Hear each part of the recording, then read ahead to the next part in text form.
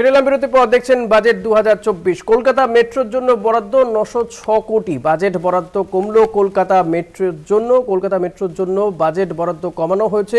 মেট্রোর জন্য বরাদ্দ 906 কোটি এমনটাই জানা যাচ্ছে। বাজেটে কলকাতা মেট্রোর জন্য বরাদ্দ কমানো হলো।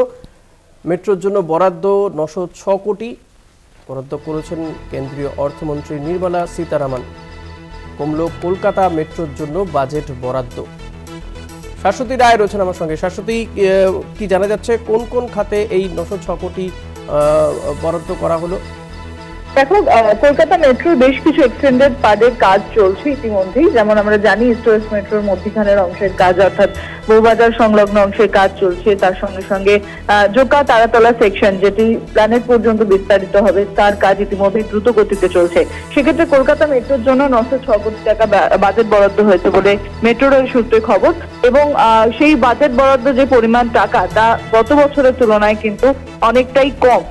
যে পরিমাণ অর্থ বাজেটে দেওয়া হয়েছিল গত বাজেট ইন্টারিম বাজেটের পূর্বে, সেই বাজেটের থেকেও কিন্তু এবারের যে লগ্নি সেইটা কিন্তু অনেকটাই কম থাকছে।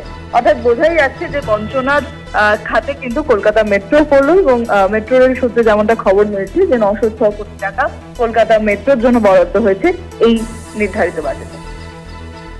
ধন্যবাদ শাশ্বতী। কথা বলছিলাম প্রতিনিধি শাশ্বতী রায়ের সঙ্গে।